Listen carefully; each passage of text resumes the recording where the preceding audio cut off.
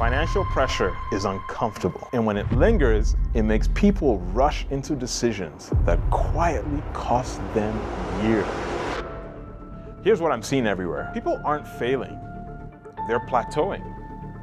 There's activity but no traction, motion but no momentum. So they become restless, more easily frustrated, less patient with the people they care about most. And that's why rushing feels logical and even necessary. And when people rush through seasons like this, they often don't realize what they're losing until years later. And the people most likely to rush, well, they're often the most capable and self-reliant people in the room. They're used to fixing problems, carrying responsibility, making things happen. In the last video, I talked about how pressure reveals what's underneath the surface.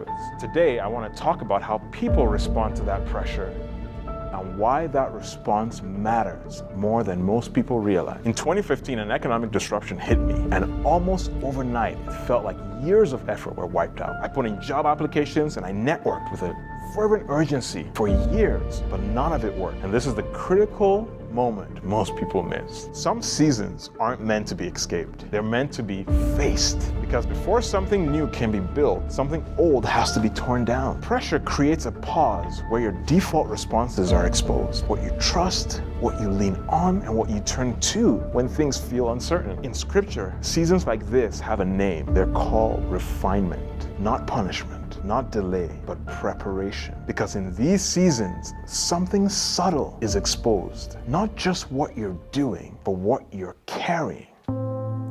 When pressure rises, self-reliant people instinctively take more weight onto themselves. They hold tighter, they feel responsible for making the outcome work. The problem isn't responsibility, it's taking responsibility for what was never meant to rest entirely on you. And that's exactly what creates exhaustion. Rest is not doing nothing, and it's not disengaging from responsibility. Rest is choosing to trust God with the outcome instead of carrying it yourself. And misunderstanding rest is one of the most common ways people unknowingly delay the very breakthrough they're praying for.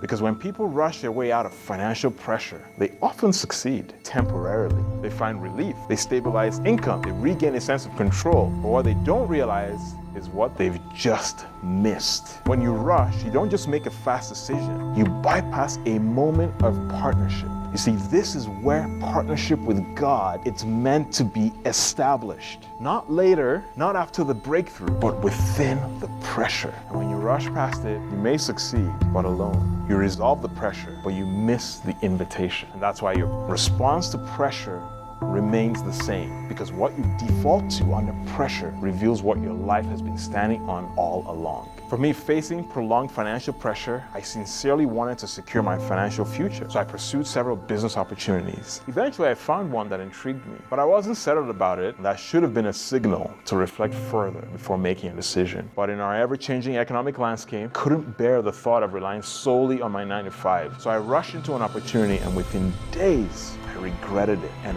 ultimately wiped out our entire savings and put my family in debt. Scripture gives us a clear warning about moments like this through Saul. Under pressure, a leader named Saul rushed a decision he wasn't meant to make. It felt logical, it felt justified, but it cost him everything he was meant to steward. Not because pressure ruined him, but because rushing replaced partnership with God. Here's the warning. If you don't understand what the season is trying to establish in you, you'll try to escape it and unknowingly reinforce the very patterns keeping you from a breakthrough. You'll never learn how to truly rest in the midst of a storm.